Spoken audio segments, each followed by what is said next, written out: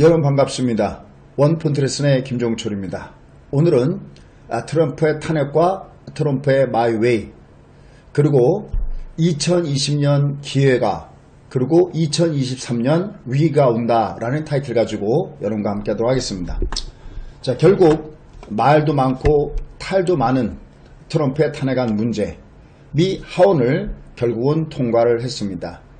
트럼프 대통령의 권력 남용에 대한 탄핵 혐의입니다. 연방 하원은 지난 18일 본회의를 열어서 트럼프 대통령의 탄핵 소추안을 포결 절차를 거쳐서 결국은 권력 남용에 대해서 하원에서 가결이 됐습니다. 435명이 투표한 가운데 과반인 찬성 218표를 넘겨서 가결이 됐습니다.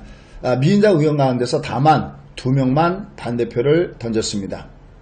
의회 방해라는 혐의는 표결이 아직도 진행 중에 있다고 하지만 하나라도 가결되면 탄핵안 통과라는 조력이 그대로 발생합니다.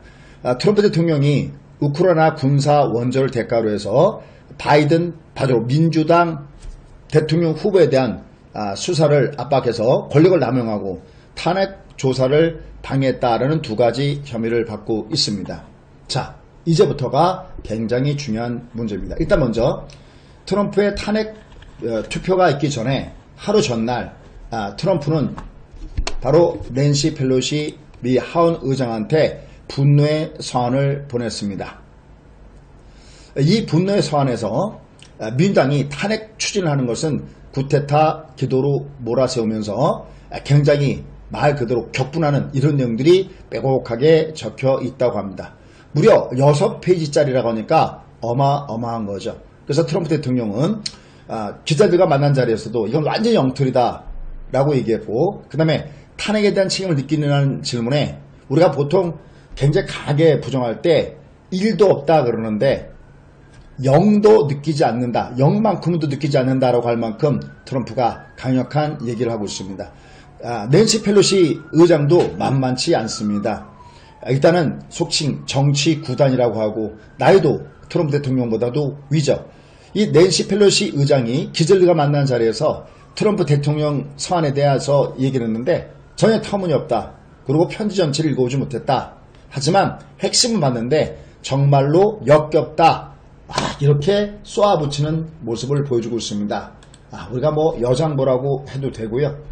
이 사람은 이제는 뒤로 물러설 만큼도 되지 않았느냐라고 얘기했었는데 몇 번 이 트럼프와의 이 충돌 문제에 있어서 말 그대로 승리를 거둔 바가 있습니다. 특히 지난번 연두 교수의 문제만 놓고서도요, 트럼프한테 오히려 우리가 소위 한 발 아래로 꿀렸다라고 표현할 정도로 굉장히 강력한 지도력을 갖고 있는 것이 바로 낸시 펠로시입니다. 그래서 이번에 오히려 물러나기커녕 민주당의 대표급으로서 다시 등장하는 인물이 바로 낸시 펠로시입니다.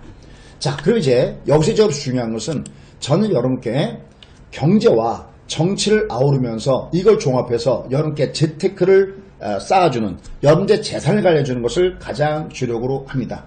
자, 그런데 이 낸시 펠로시가 얼마나 정치 구단이냐면은 미 하원이 탄핵 가결로 통과하자 일부 하원들이 굉장히 즐거워하고 뭐랄까요, 흥을 감추지 못한 이런 모습을 보였습니다. 이때 낸시 펠로시가 그것을 진정시키면서 오늘은 굉장히 슬픈 날이다 라고 얘기를 했어요.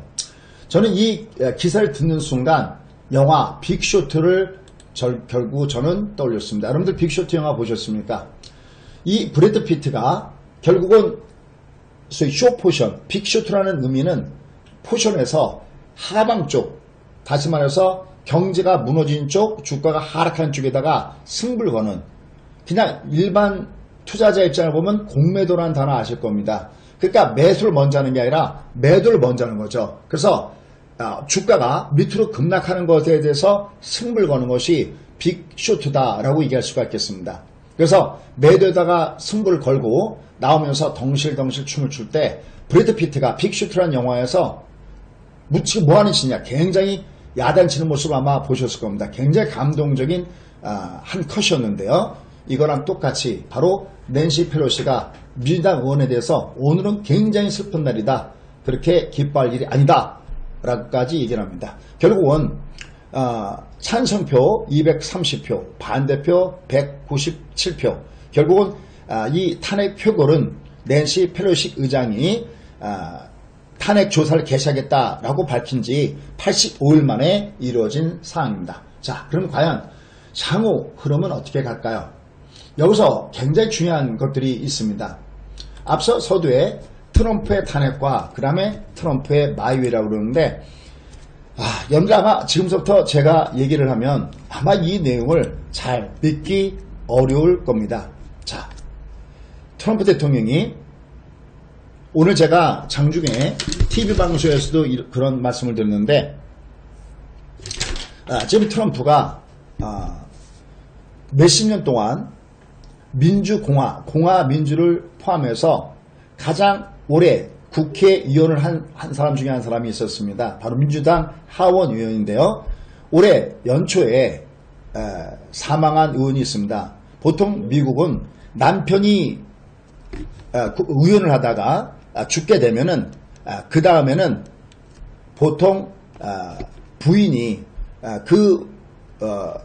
국회의원 하던 지역을 이어받거나 아니면 자식이 이어받는 경우가 있습니다. 그런데 바로 미 하원이 요번에 이걸 추진했기 때문에 당연히 반대를 했겠죠. 이 하원의 남편을 향해서 바로 이제 미시간 유세 현장에서 발생한 내용인데요. 제가 말에 담기도 참 저기한 내용인데 이 고의된 그 의회 우상에 대해서 지옥에 갔을 것이다는 막말을 쏟아냈습니다. 참 이건 어떻게 보면 해도 너무한 그런 분들이죠. 그러니까 자기한테 이 탄핵에 대해서 찬성했다고 그러니까 미시간 하원 의원 그러니까 와이프죠. 그 와이프의 남편에 대해서 어쩌면 지옥에 가 있을 수도 있다라고까지 얘기를 하고 있습니다. 자, 여기서 말하는 골자가 뭐냐면 트럼프는 결국은 자기의 대선 가도에 방해가 되는 것은 뭐 고인 후보고 없다라는 얘기입니다. 그래서 CNN 방송에서도 이 사람이 누구냐면 존 딩게리 의원인데 미시간 같은 데서는 우상 같은 존재고 민주와 공화 민주 어떤 당을 떠나서 존경을 받았던 사람에 대해서 이렇게 막말을 쏟아내는 이 트럼프에 대해서 굉장히 뭐랄까요 이런 방송을 내보내면서도 굉장히 뭐랄까요 좀 심한 말로 좀 이건 너무 심한 발언이 아니냐 구태여 고인까지 경멸할 필요가 있었겠느냐 이런 얘기를 하고 있습니다. 그런데 이 내용은 그냥 단순하게 이 CNN이나 이런 쪽에서만 얘기를 하는 게 아니라 이거는 같은 공화당 내에서도 이런 얘기가 나오고 있습니다. 그래서 지금 어떤 얘기까지도 같이 나왔냐면은 이 공화당 의원들 중에서 트럼프가 이제 바로 상원에서 탄핵에 대해서 이제 심사를 하고 투표를 하게 돼 있는데 또 여기서 어떤 말 할지 모르니까 당분간 트윗을 중지하라라는 이런 얘기까지 할 정도입니다. 그러니까 지금 트럼프는 물불 안 가리고 있는 거죠. 죽은 고인에 대해서도 이런 얘기를 쏟아낼 정도면은요. 지금 다른 것들은 말 하나 만화가 될 가능성이 굉장히 높습니다. 자, 이러한 관계에서 앞서 서두에 트럼프가 마이웨이를 외치고 있다라는 말씀 드렸었는데 바로 여기에 주목할 부분이 있습니다. 지금 트럼프의 탄핵이 하원을 통과한 이후에도 미국 주가는 거칠 것이 없는 상승을 계속해서 이어가고 있는 모습들을 보여주고 있습니다. 지금 트럼프의 이 사항들은 결국은 바로 이 앞에 여러분들 잘 아시다시피 이 클린턴의 탄핵과 비슷한 이런 발자취를 겪게 될 것이 없다라는 얘기가 나오고 있습니다. 그래서 지금 어쩌면 지금 트럼프가 이 하는 전략은 클린턴이 탄핵을 당했을 때 전략과 똑같은 전략을 할 가능성이 굉장히 없다는 얘기가 나오고 있습니다. 엄부에만 진념하는 이런 모습들을 볼 수 없습니다. 물론 이 앞에 클린턴 대통령은 민주당 소속이고 트럼프는 공화당이죠. 하지만 탄핵 소추가 이루어진 혐의 내용도 완전히 다르고 모든 것이 다 다르죠. 하지만 둘 다 공통점이 있습니다. 이것은 뭐냐면 상원에 가면 부결될 것이 확실하다라는 전망이 나온다는 점에선 똑같이 이런 내용들이 나오고 있습니다. 지금 19세기의 앤드루 존슨, 그리고 20세기의 클린턴, 그리고 21세기의 트럼프, 이 3세기에 세 사람이 하원 탄핵에 몰리게 되었는데요. 결국은 이 트럼프 대통령은 클린턴과 마찬가지로 굉장히 업무에만 전념하면서 결국은 my way를 외칠 가능성이 굉장히 높다라는 겁니다. 자, 그럼 이제 우리가 핵심 내용이 바로 2020년과 2023년입니다.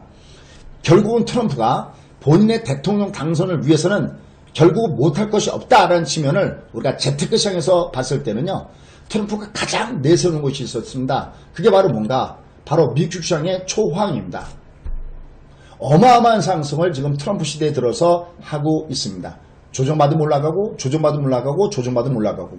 그리고 이제는 미국 증시가 역사적인 신고가를 치면서 움직여주는 모습들을 보여주고 있습니다. 트럼프 항상 얘기하죠. 저 주가가 누구 때문인지 아느냐? 즐겨라. 이런 얘기를 하고 있고, 우리는 앞으로도 승리할 것이다 라는 얘기를 하고 있습니다. 여러분들 유튜브의 내용들을 가만히 가서 보시면 이런 내용 많습니다. 위기론 여전히 많습니다. 증시 과열 역시 이런 얘기 많습니다. 심지어는 정확한 경기 분석에 대한 데이터를 제공하는 그럴듯한, 그리고 상당히 어떻게 보면 이름 있고 유능한 이런 유튜버들도 어떤 얘기를 하냐면, 아직 미국의 경기가 완전하게 바닥에서 벗어나지 않았기 때문에 아직은 주식은 좀 더 두고 보면서 사야 된다라는 얘기까지 아마 하는 거 여러분들 들으셨을 겁니다. 물론 일리는 있습니다. 그들이 가장 내세운 것은 바로 ISM 제조업 지수가 50보다 아래라는 사실입니다. 지금 48.1이죠. 50 이상이 돼야 미국 경기가 회복되는 것인데 아직 그게 아니니까 아직 미국의 주가 어떻게 될지 모른다는 얘기하고 있습니다. 그런데 보십시오. 미국 주가는 조정받고 올라가고 조정받고 올라가고 계속 조정받을 때마다 주가는 보란듯이 상방향으로 위로 올라가는 모습들을 보여주고 있습니다. 왜 그럴까요? 결국은 트럼프 대통령이 친기업 정책을 쓰고 있기 때문에 이것이 그대로 주가에 반영되고 미국 중심의 보호무역이 결국 미국 시장에 그렇게 큰 타격을 주지 않고 있습니다. 그러나 다른 나라 주가, 미국과 한판 붙었던 중국의 주가, 그 다음에 여기에 가장 피해를 봤던 우리나라 주장은 그렇지 않은 상태에 놓여졌습니다. 여기 얼마 전에 모건 스탠리가 반도체에서 굉장히 부정적인 전망을 내놓다가 이제는 긍정적인 전망으로 돌아서고 있는 것이 바로 모건 스탠리입니다. 여기때도 계속해서 트럼프가 받쳐주는 한, 트럼프가 1년 동안 내년 11월 3일 이전에 전력 투구하는 한 조정받을 때마다 매수 찬스입니다라는 말씀을 계속 드리고 있습니다. 자, 오늘도 오늘 날짜 레코드를 공개하면서 팩트 방송으로 마감할까 합니다. 여러분께 제가 미국 투자하십시오. 하지만 여러분들은 미국 주식보다는 미국 ETF를 하십시오라는 말씀 드리고 있습니다. 오늘 날짜입니다. 오늘 아침 날짜로 여기 보시면 다우지수에 대한 유다우 현재 28%고요. 나스에 대한 ETF TQQ인데요. 45%입니다. 이거는 중간에 수량을 더 사서 더 베팅해서 수익률이 저렇게 된 것이지, 실제 처음 베팅할 이후의 수익률은 바로 이 SPXL, S&P 500 지수의 수익률과 같습니다. 무려 63%입니다. 이렇게 팩트 방송으로 여러분과 함께 재테크를 같이, 투게더 같이 가고 있습니다. 최근에 이 내용대로 그대로 매매했을 때 하나 더 권한 것이 있습니다. 그게 바로 뭐냐면 반도체였습니다. 여기 지금 보시면 SOXL, 이게 바로 필라델피아 반도체 지수에 대한 레버리지 투자 레코드입니다. 이게 오늘자로 18%입니다. 이건 불과 들어간 지 한 달도 안 된 것들입니다. 이게 지금 18%고요. 밑에 보시면 알겠지만 SPXL이 약 한 10%입니다. 여기 지금 앞에 60%에 비해서는 굉장히 낮은 수익이죠. 이건 들어간 지 얼마 안 됩니다. 아직 여러분들도 눈치를 보고 계십니까?